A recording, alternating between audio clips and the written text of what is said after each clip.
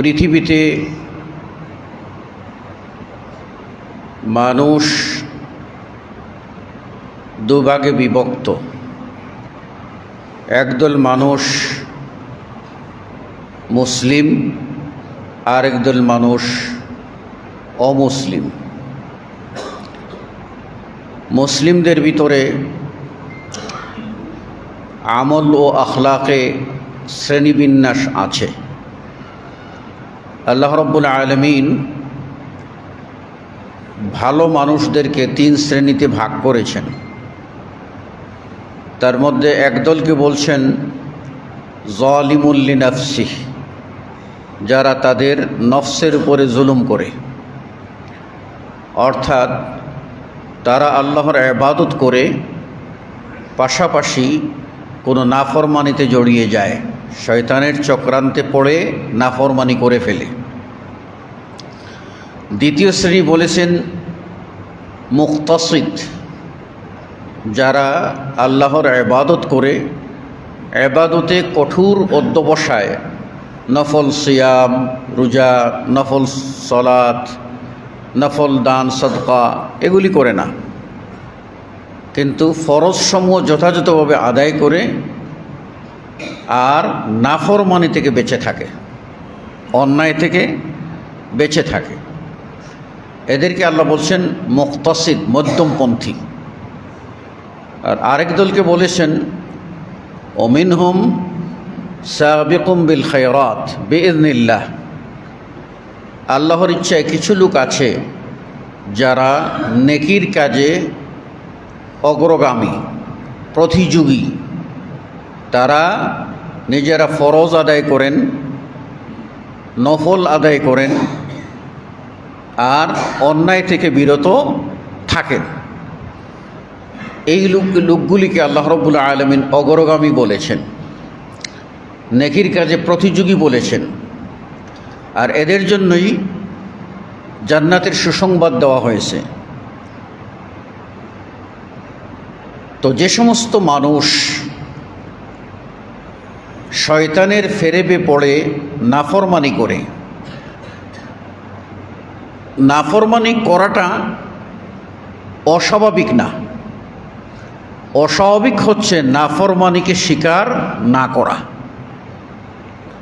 অর্থাৎ ভুল করাটা অস্বাভাবিক না, কিন্তু ভুল স্বীকার না করাটা হলো অস্বাভাবিক।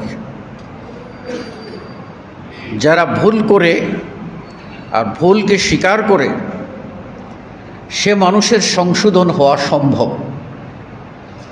আর যারা ভুল স্বীকার করতে চায় না, গাড়তেরামি করে, ওই মানুষগুলির সংশোধন হওয়ার সম্ভাবনা খুবই ক্ষীণ। আল্লাহ রাব্বুল আলামিন গুনাহ থেকে, পাক থেকে, মানে নাপাকি থেকে, খারাপ কাজ থেকে মুক্ত হওয়ার পথ বাতলিয়ে দিয়েছেন। আল্লাহ চান বান্দাকে গুনাহ মুক্ত করতে, কিন্তু বান্দা তার খাসলতে, বদঅভ্যাসের কারণে এবং শয়তান তার ঘাড়ে এত বেশি সোয়ার হয়, ফলে শয়তানকে সে ঠেলতে পারে না, বরং শয়তানকে দুস্থ বানিয়ে নেয়। এই মানুষগুলি সহসা পরিবর্তন হয় না। আল্লাহ রাসূল সাল্লাল্লাহু আলাইহি ওয়াসাল্লাম বলছেন কুল্লু বনি আদম খাত্তা ওয়া খায়রু খাত্তাইন আত-তাওয়াবুন। আল্লাহ নবী সাল্লাল্লাহু আলাইহি ওয়াসাল্লাম বলছেন যে আদম সন্তান সবই আপনার ভুল করে, তার মধ্যে উত্তম ভুলকারী ওই ব্যক্তি যারা তওবা করে। তাহলে উত্তম কেন? যে ওদের ভিতরে অনুশোচনা আসে, ওদের ভিতরে লজ্জাশীলতা কাজ করে, ওদের ভিতরে আল্লাহর ভয় কাজ করে, আল্লাহর আযাবের শাস্তির ভয় তাদের মনে কাজ করে। এই জন্য তারা ভুল করার পরে একেবারে নম্র হয়ে যায়, ভুল স্বীকার করে আল্লাহর কাছে ক্ষমা চাওয়ার জন্য ব্যাকুল হয়ে যায়। এই ক্ষমাপ্রার্থী বান্দারাই আল্লাহর কাছে প্রিয় বান্দা। ক্ষমা চাওয়া উবুদিয়তের দাবি।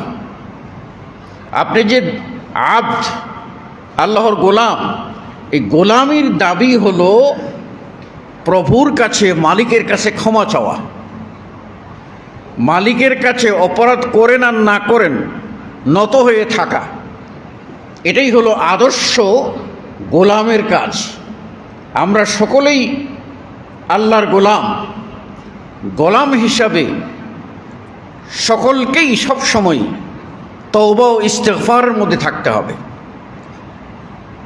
পৃথিবীতে শ্রেষ্ঠ মানুষ নবী ও রসুলগণ, আর নবী ও রসুলদের মধ্যে শ্রেষ্ঠ হলেন মুহাম্মদুর রাসূলুল্লাহ সাল্লাল্লাহু আলাইহি ওয়াসাল্লাম। তাকে যখন হুযায়ফা ইবনুল ইয়ামান রাদিয়াল্লাহু তাআলা আনহু এসে বলেন, ইয়া রাসূলুল্লাহ ইন্নী যরিউল লিসান, আমার একটু কথা চলে বেশি, অর্থাৎ আমার স্ত্রীর সাথে টুনাটুনি একটু হয়ে যায়, তো ভয় পেলেন যে এই যে স্ত্রীর সাথে ঘরে টুনাটুনি, এইটাকে যদি আল্লাহ ধরেন তাহলে তো আমি হুযায়ফা মুক্তি পাবো না। মানে ভয়টা কি? পাপকে তারা কত জঘন্য ঘৃণা করতেন। ঘরের ভিতরে কথা কাটাকাটি হতেই পারে, স্বাভাবিক। সেটাকে হুযায়ফা রাদিয়াল্লাহু তাআলা আনহু ভয়ে রাসূল সাল্লাল্লাহু আলাইহি ওয়াসাল্লামের কাছে দৌড়ে গিয়ে বলছে, ইয়া রাসূলুল্লাহ, এইগুলি যদি আল্লাহ কাউন্ট করেন তাহলে তো আমি হুযায়ফা নাজাত পাবো না, আমার কি অবস্থা হবে? তখন রাসূলুল্লাহ সাল্লাল্লাহু আলাইহি ওয়াসাল্লাম বললেন, আইনা ইস্তিগফারুকা লাক, তোমার ইস্তিগফার, আল্লাহর কাছে ক্ষমা প্রার্থনা, আল্লাহর কাছে তওবা করা, এগুলি কোথায়? এই কথা বলে রাসূল সাল্লাল্লাহু আলাইহি ওয়াসাল্লাম বললেন যে আমি আল্লাহর কাছে দৈনিক 100 বারের বেশি তওবা করি। অন্য রিওয়ায়াতে 70 মাররা, 70 বারের বেশি। আর আরবি ভাষায় 70 সংখ্যাটা আপনার আধিক্যতা বুঝাইবার জন্য ব্যবহার হয়, মানে বেশি পরিমাণ বুঝাইবার জন্য। তো বেশি আমি তওবা করি। তাহলে আল্লাহ রাসূল সাল্লাল্লাহু আলাইহি ওয়াসাল্লাম তওবা করতেন কেন? তিনি কি পাপী? না, তিনি তওবা করতেন আল্লাহর গোলাম হিসাবে, গোলামির ইজহার স্বরূপ, নিজের গোলামির প্রকাশ স্বরূপ, যে আমি আল্লাহর গোলামি প্রকাশ করার জন্য আমি আল্লাহর কাছে তওবা করি। আর রাসূল সাল্লাল্লাহু আলাইহি ওয়াসাল্লাম একবার না, দুবার না, 100 বার দৈনিক তওবা করতেন। তাহলে আমরা কোন বাহাদুর হয়ে গেলাম, কোন সাধু হয়ে গেলাম যে আমাদের মুখ দিয়ে আস্তাগফিরুল্লাহ ওয়া আতুবু ইলাইহি, আস্তাগফিরুল্লাহ ওয়া আতুবু ইলাইহি, আল্লাহর কাছে ক্ষমা চাচ্ছি এবং আল্লাহর কাছে তওবা করতেছি, এই কথাটা আমাদের জবান দিয়ে বের হয় না। এই হাদিস থেকে আরেকটা জিনিস বোঝা গেল যে সাহাবারা ছোট ছোট পাপকেও বড় মনে করে সতর্ক থাকতেন। আরেকটা জিনিস বোঝা গেল যে মানুষের ছোট ছোট পাপগুলির কাফফারা হয়ে যাবে তার নেক আমল, তার তওবা ও ইস্তেগফার, দোয়া, জিকির, চলতে ফিরতে বলতেছে আস্তাগফিরুল্লাহ, সুবহানাল্লাহ, আলহামদুলিল্লাহ, ওয়া লা ইলাহা ইল্লাল্লাহ, আল্লাহু আকবার, ওয়া লা হাওলা ওয়া লা কুওয়াতা ইল্লা বিল্লাহ, লা ইলাহা ইল্লাল্লাহ, হাসবিয়াল্লাহু নি'মাল ওয়াকিল, হাসবুনাল্লাহু নি'মাল ওয়াকিল, হাসবুনাল্লাহু নি'মাল ওয়াকিল। আর বলতেছে হাসবিয়াল্লাহু লা ইলাহা ইল্লা হুয়া আলাইহি তাওয়াক্কালতু ওয়া রাব্বুল আরশিল আযীম।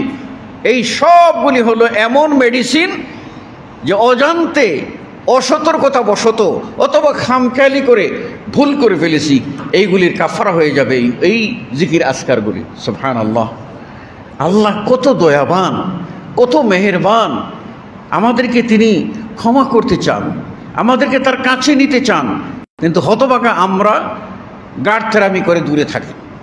পৃথিবীতে ঘাড়তেরামি করেছে অনেকেই, এবং দুনিয়াতেও শাস্তি পেয়েছে, আখিরাত তো রয়েছে।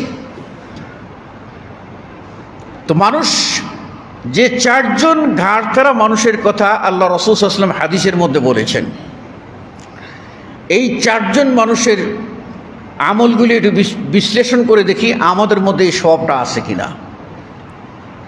আল্লাহ রাসূল সাল্লাল্লাহু আলাইহি ওয়াসাল্লাম বলছেন যে যারা সালাত আদায় করবে না তাদের হাসর হবে 4 শ্রেণীর মানুষের সাথে। তাদের 1 নম্বর বলছেন ফেরাউনের সাথে। এরপরে বলছেন কারুন, এরপরে বলছেন হামান, তারপরে বলছেন উবাই ইবনে খালফ। এই চারজনের সাথে এদের হাসর নসর হবে। এখন এই অনেক পাপীর মধ্যে এই চারজনকে কেন উল্লেখ করা হলো? এই চারজনের ভিতরে কাজ করেছে কয়েকটা জিনিস। এক, ফেরাউনের ভিতরে কাজ করেছে তার অহংকার, তার নেতৃত্ব। যখন মানুষ নেতা হয়ে যায় তখন সে আর পিছন ফিরে তাকায় না, মনে করে আমি আজীবনই নেতা ছিলাম, আজীবনই নেতা ছিলাম, কোনো সময় আমি কর্মী ছিলাম না। এইরকম একটা ভাব মানুষের ভিতরে সৃষ্টি হয়ে যায়। যারা ছোটোবেলা হালকা পাতলা থাকে তারা যখন একটু 40 পার হওয়ার পর একটু মোটা হয়, তখন কিন্তু তারা ছোটোবেলা যে হালকা ছিল এই কথা যখন বাড়িতে মা বলে, বড় বোন বলে, অথবা সমাজের কোনো মামা চাচা বলে, তুই তো তুই হালকা ছিলি রে, এখন তো মাশাআল্লাহ। লে মামা, কোন সময় আমি হালকা ছিলাম? কোন সময় আমি হালকা ছিলাম? আমি তো আগে থেকেই এরকম। হ্যাঁ, আগে থেকে তুমি সেই নামের মানুষ, কিন্তু আগে যে হালকা ছিলা এটা তোমার মনে নাই। ঠিক মানুষ যখন নেতা হয়ে যায় তখন মানুষ কিন্তু অতীতকে ভুলে যায়। যে ভোলাটা ভুলে গিয়েছিল ফেরাউন, আর ভুলতে ভুলতে গিয়ে এমন করে দাবি করে বসলো যারা আমি তো ইলাহ, আমি তো রব, বরং রব্বুকুমুল আ'লা, তোমাদের মধ্যে তোমরা যে আল্লাহকে বলো রব, তার চেয়েও আমি বড় রব। নাউযুবিল্লাহি মিন যালিক। এটা ফেরাউনকে ধ্বংস করেছিল। কারণকে ধ্বংস করেছিল তার মাল। মাল সম্পদ এত বেশি ছিল যে মালগুলির কারণে সে ফেরাউনকে, মুসা আলাইহিস সালামকে পাত্তাই দিত না। আর আল্লাহর শাস্তি সেই কিন্তু মাটি চাপা পড়ে মাটির নিচে ধাবিত হলো, শেষ।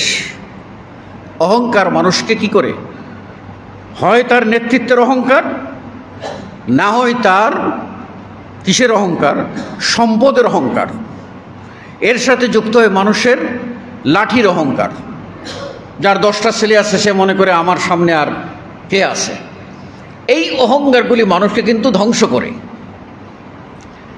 ঠিক হামান, সে ছিল আপনার চাটুকার, চ্যামচা।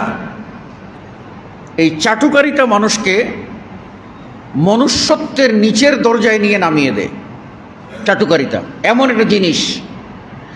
তো চাটুকার আজীবন চাটুকার থাকে, ও নিজেই অন্যের পায়ে তেল মালিশ করতে থাকে, মনকে মন ঢালে দুনিয়াবি সামান্য স্বার্থের জন্য।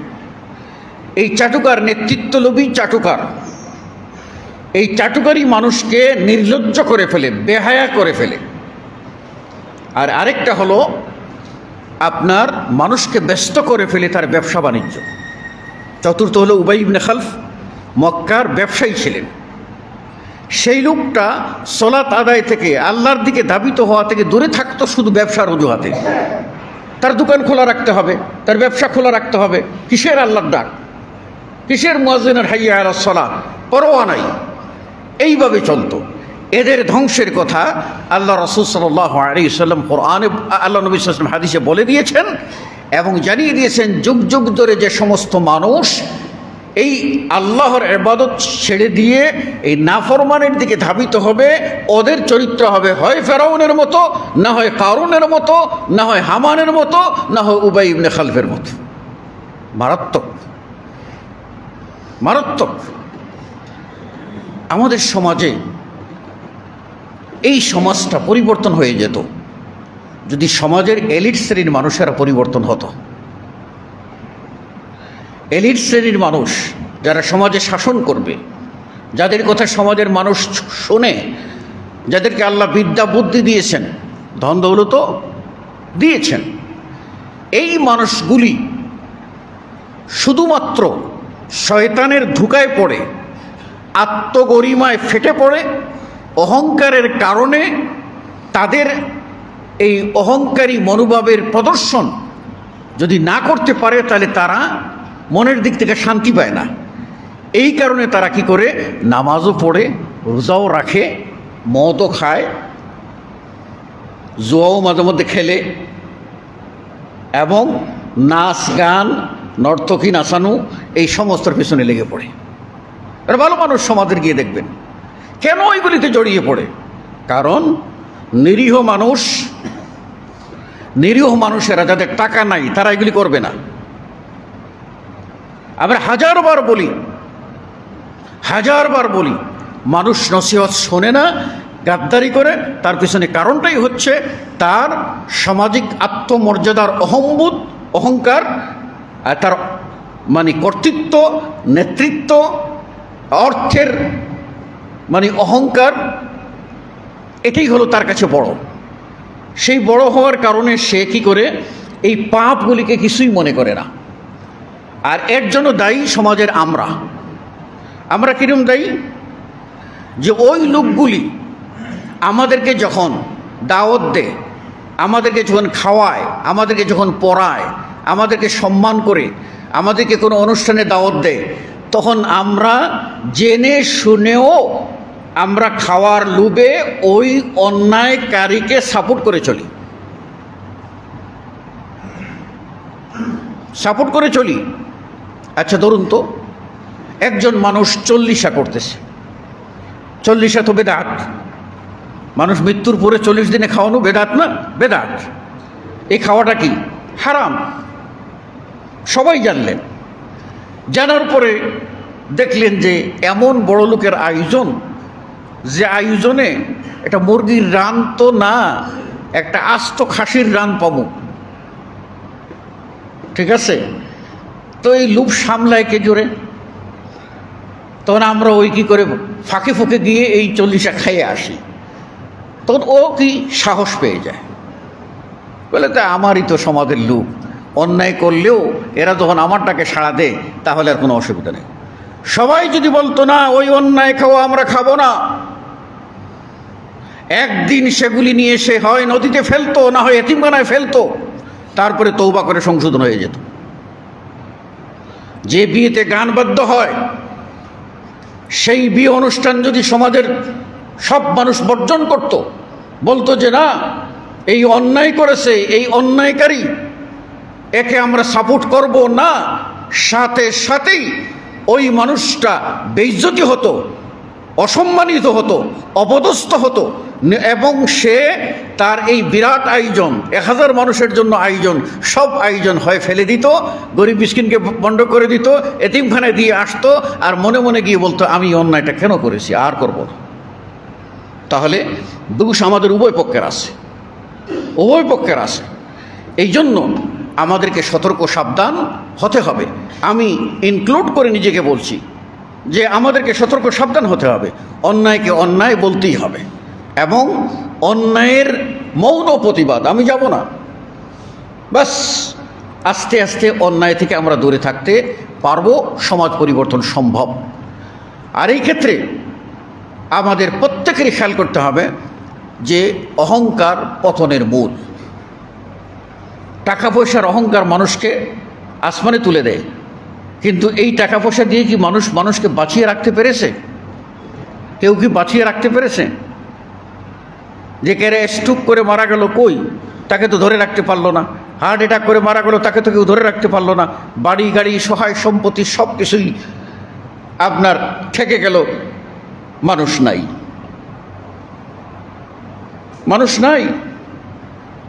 21 সালে করোনা, 19 সালের করোনা, 20 সালের করোনা আমাদের দেখিয়ে দিল। তারপরেও আমাদের ভিতরে কোনো পরিবর্তন নাই। আমরা নিজেরাই মনে করি হামচুনি দিগার নেস্ট, আমার চেয়ে আর বড় কেউ নাই, আমি সবচেয়ে বেশি বুঝি, আমি মহাপণ্ডিত। এই অহংকার মানুষকে ধ্বংস করে। আমরা যারা কোরআন ও হাদিসের কিছু পড়েছি, তারা যখন দেখি যে আমার চেয়ে বড় কোনো ওস্তাদ খুতবা দিচ্ছে, আলোচনা করতেছে, তখন মন দিয়ে বসে শোনার চেষ্টা করি তার ভিতরে কোনো উপদেশ আছে কি না। একটা হাদিস আমি বুঝেছি এইভাবে, আমার ওস্তাদ কিভাবে বুঝেছেন, তার ওস্তাদকে পাই যদি, তাহলে তিনি কেমন করে বুঝেছেন। এটাই হলো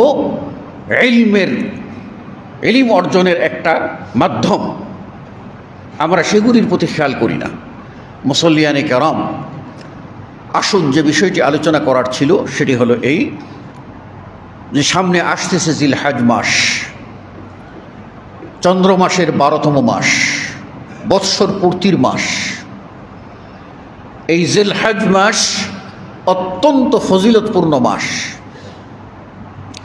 আল্লাহ রাব্বুল আলামিন কোরআনুল কারীমের 30তম পারা সূরা আল ফজর এর 2য় আয়াত বলছেন ওয়ালায়ালিন আশর, শপথ 10 রাত্রির।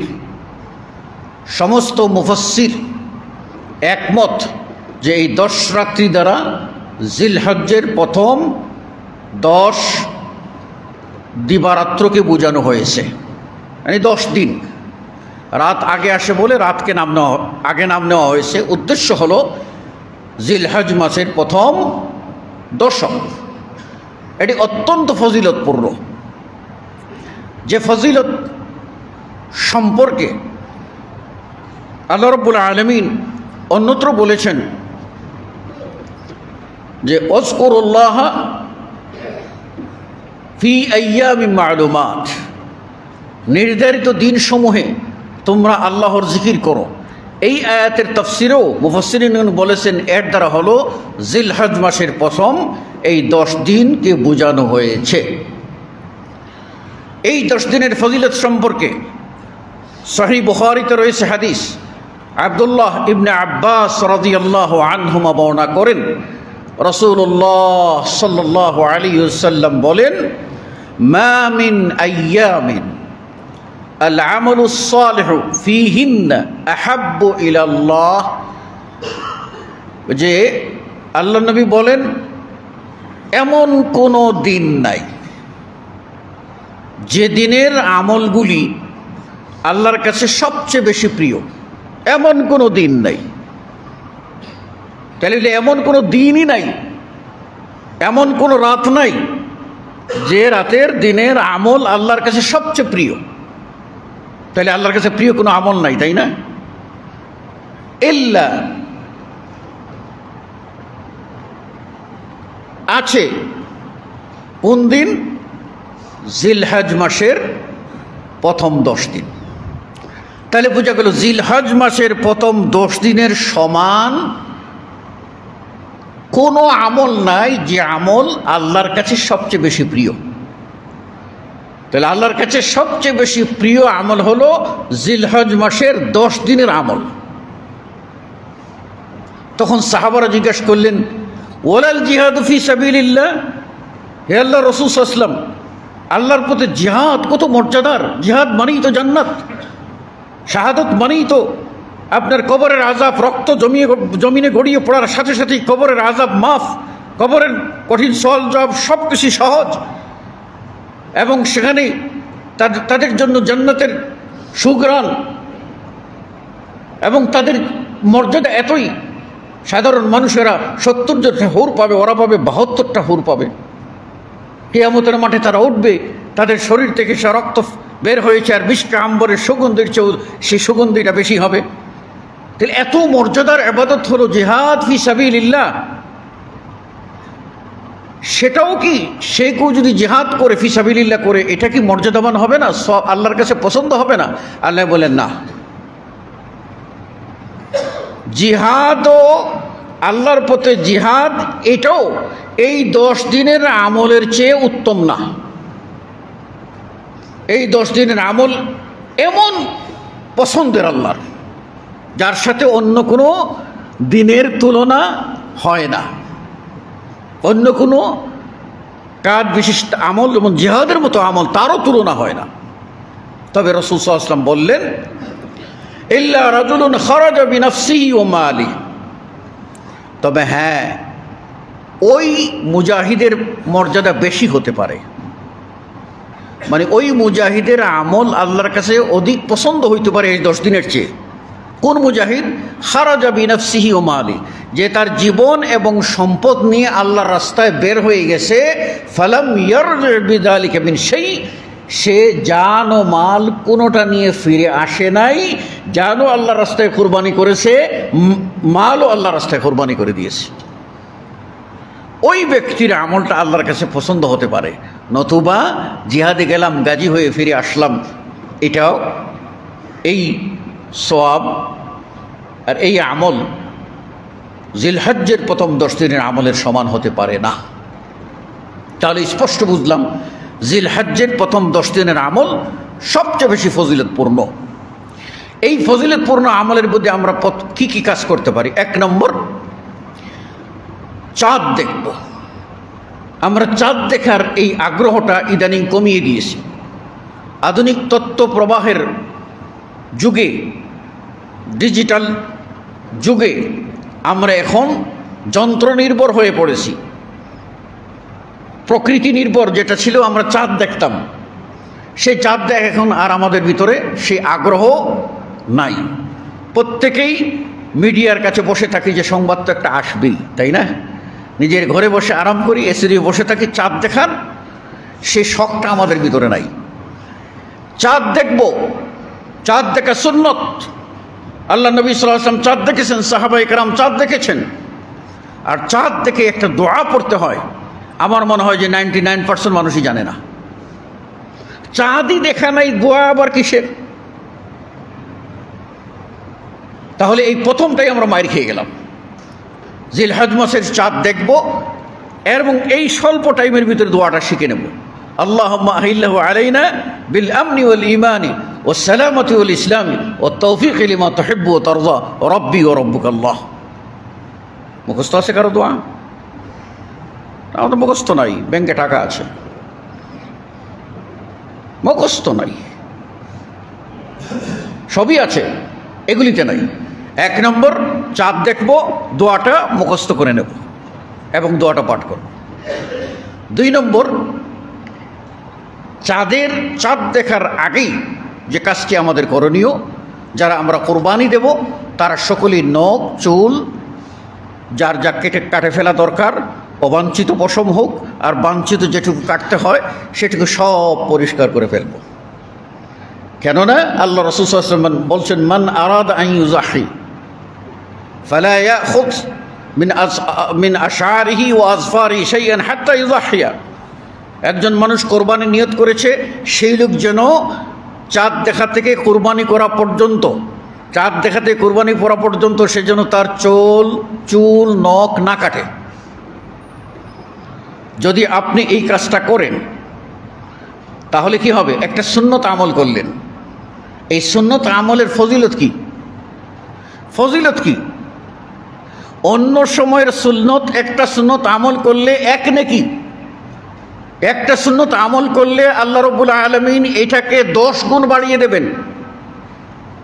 আল্লাহ রাব্বুল আলামিন ইচ্ছা করলে 100 গুণ বাড়িয়ে দেবেন, ইচ্ছা করলে আরো বাড়িয়ে দেবেন। কতটুক? 100, 1000, 1 লাখ, 1 কোটি, 1 মিলিয়ন, 1 ট্রিলিয়ন, বিলিয়ন, ট্রিলিয়ন, একটা ক্যালকুলেশনের সীমা আছে। কিন্তু জিলহজ মাসের একটি সুন্নত আহাব্বু ইলাল্লাহ, আল্লাহর কাছে সর্বাধিক প্রিয়, পছন্দের। সুতরাং এর কোনো সওয়াব ক্যালকুলেশন দ্বারা হিসাব করা যাবে না। আল্লাহ রাব্বুল আলামিন বান্দাকে যেমন খুশি তেমন সওয়াব দান করবেন। সুবহানাল্লাহ। আমলটা ছোট কিন্তু নেকি অনেক বড়। 3 নম্বর, এই চাঁদ দেখার পরেই মনে মনে সংকল্প করে নেবেন যে আমি এই 10 দিনে নেকি অর্জন করব, নেকির প্রতিযোগিতায় আমি এগিয়ে থাকব। শুনে রাখবেন, মান হাম্মা বিহাসানাতিন, আল্লাহ রাসূল সাল্লাল্লাহু আলাইহি ওয়াসাল্লাম, কোনো বান্দা যদি একটা নেকির কাজে নিয়ত করে আর ওই নিয়তটা বাস্তবায়ন না করতে পারে, কোনো কারণে করতে পারেনি, তবু আল্লাহ রাব্বুল আলামিন তার আমলনামায় একটা নেকি লিখে দেন। তাহলে একটা নেকিতে আপনি নিয়ত করেছেন এই 10 দিনে আমি বেশি ইবাদত করব, এই নিয়ত করার কারণে আপনি একটা নেকি পেয়েছেন। এই নেকি অন্যান্য সময়ের নেকির চেয়ে কত গুণ বেশি আল্লাহই জানেন। 4 নম্বর, আপনি নফল সিয়ামের নিয়ত করবেন। নফল সিয়াম এমন গুরুত্বপূর্ণ সিয়াম যে একটা নফল সিয়াম যদি বান্দা আল্লাহর ওয়াস্তে পালন করে যে কোনো সময়, ফরজের মধ্যে তো পারবে না, রমাদানে ফরজ বাদ দিয়ে, আর হারাম দিনগুলিতে পারবে না। বছরে আপনার হারাম কয়দিন রোজা আমরা সবাই জানি, 5টা দিন আমাদের নিষেধ, 2 ঈদের দিনে, আর ঈদুল আজহার পরে আরও 3 দিন, 11, 12, 13, এইগুলি হলো নিষেধ। এই নিষিদ্ধ দিন এবং ফরজ রোজা বাদ দিয়ে সাধারণ দিনগুলিতে যদি একটা নফল সিয়াম বান্দা পালন করে, এর ফজিলত কি? বা'আদাল্লাহু বিহি ওয়াজহু আনিন নারি 70 খরিফা। একটা রোজার বদৌলতে আল্লাহ বান্দা থেকে জাহান্নাম 70 বৎসর দূরের পথে সরিয়ে দেন, জাহান্নাম কাছে বিড়তে দেন না বান্দার। আচ্ছা, এটা যদি জিলহজ মাসের প্রথম 10 দিনের ভিতরে হয়, যে 10 দিন তার ফজিলত সম্পর্কে আল্লাহ নবী বলছেন যে আল্লাহর কাছে সবচেয়ে প্রিয় দিন হলো এই দিন ইবাদতের, সেই দিনে যদি হয় তাহলে আল্লাহ কি দিবেন আপনি চিন্তা করছেন? সুতরাং এই দিনগুলিতে আপনি নফল সিয়াম পালন করবেন। 1 তারিখ থেকে, জিলহজের 1 তারিখ থেকে টানা 9 জিলহজ পর্যন্ত আপনি নফল সিয়াম পালন করতে পারেন। আপনি 9টা পালন করবেন। 9টা করতে পারেননি, ভেঙে 2 একটা 4টা যা করলেন। সর্বোপরি 9 জিলহজ আরাফার রোজা, এই আরাফার সিয়াম অত্যন্ত ফজিলতপূর্ণ সিয়াম।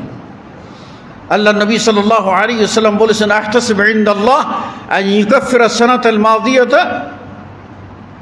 আল্লাহ নবী সাল্লাল্লাহু আলাইহি ওয়াসাল্লাম বলছেন যে আমি আল্লাহর কাছে এটা দৃঢ় বিশ্বাসী, ইহতিসাব ইনদাল্লাহ, যে এই সিয়াম পালন করলে আল্লাহ এই আরাফাতের 1 সিয়ামের বদৌলতে বান্দার বিগত 1 বছর এবং আগাম 1 বছর 2 বছরের গুনাহকে মাফ করে দেবেন। আরাফার দিন, সেই দিনে আপনি সিয়াম পালন করতে পারেন। এটা 4র্থ আমল এই দিনগুলিতে।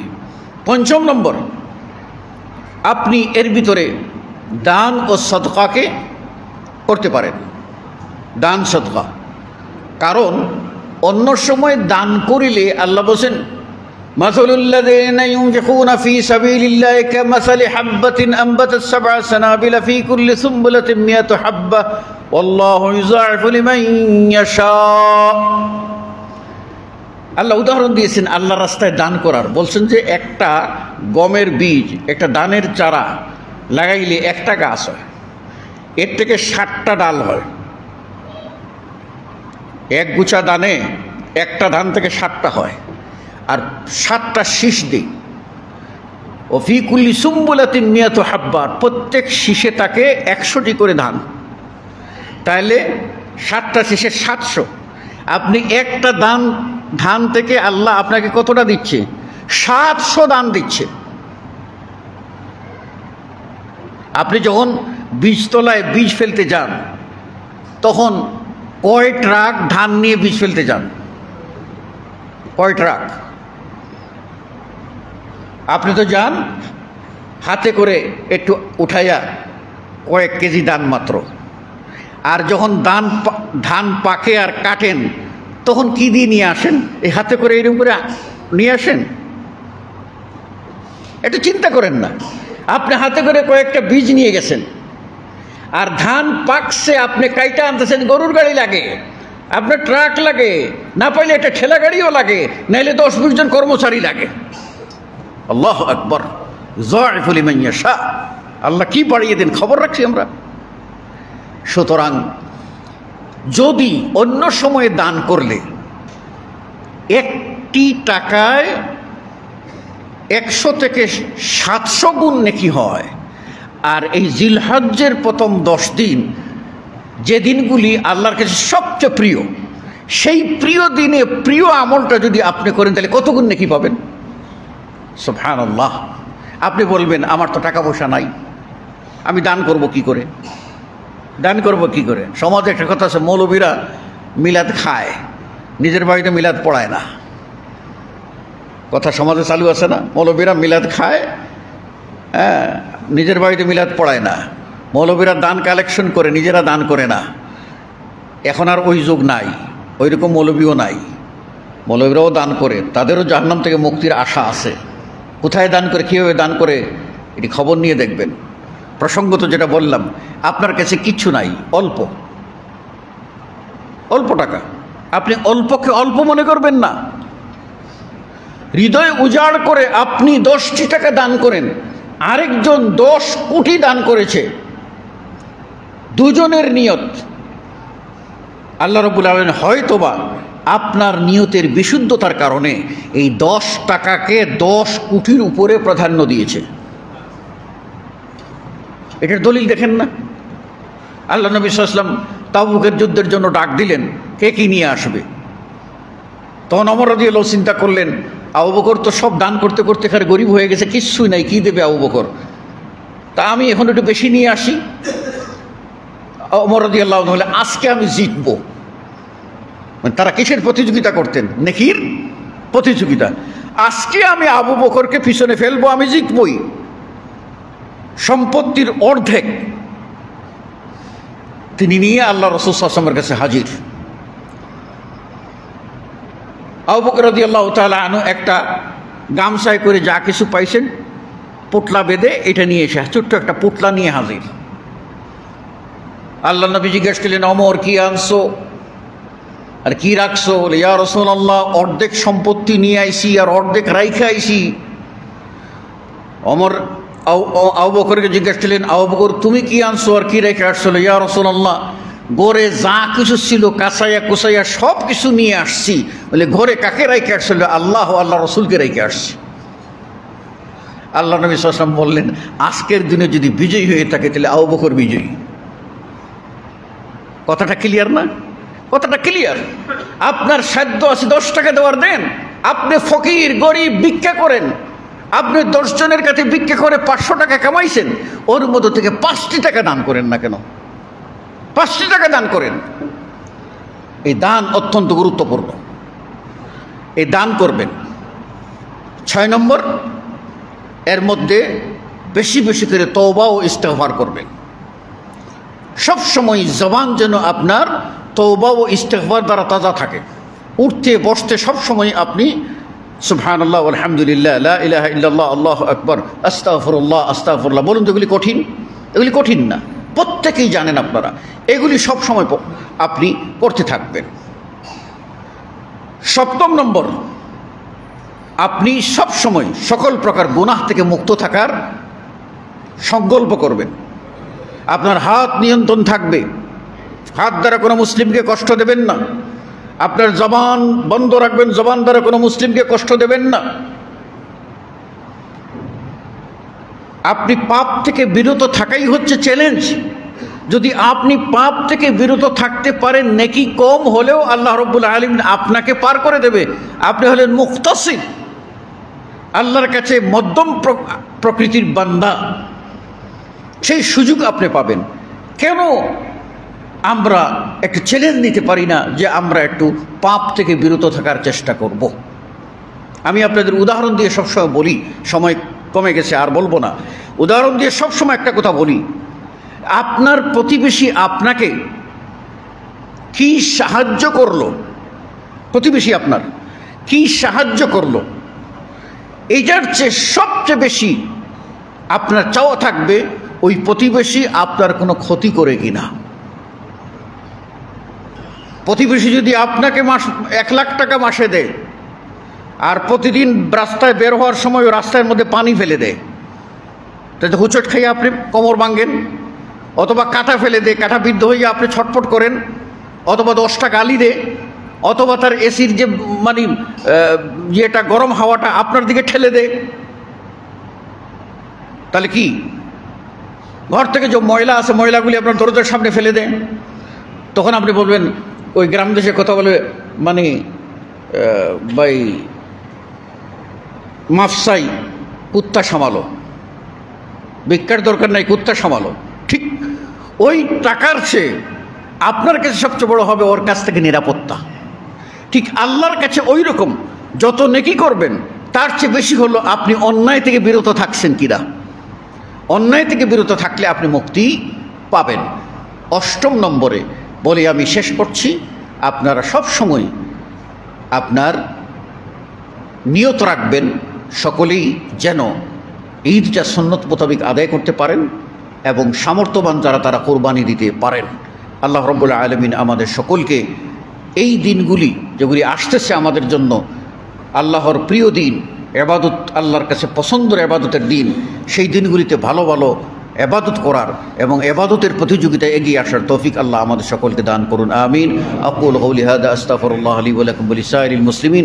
বারাকাল্লাহু লানা ওয়া লাকুম ফিল কুরআনিল আযীম ওয়া নাফা'নি ওয়া ইয়্যাকুম বিল আয়াতি ওয়া যিকরিল হাকীম। ইন্নাহু তাআলা জাওয়াদুন কারীমুন মালিকুম ওয়ার রাউফুর রাহিম ফাস্তাগফিরুহু মিন কুল্লি যামবিন ইন্নাহু আল গফুরুর রাহিম।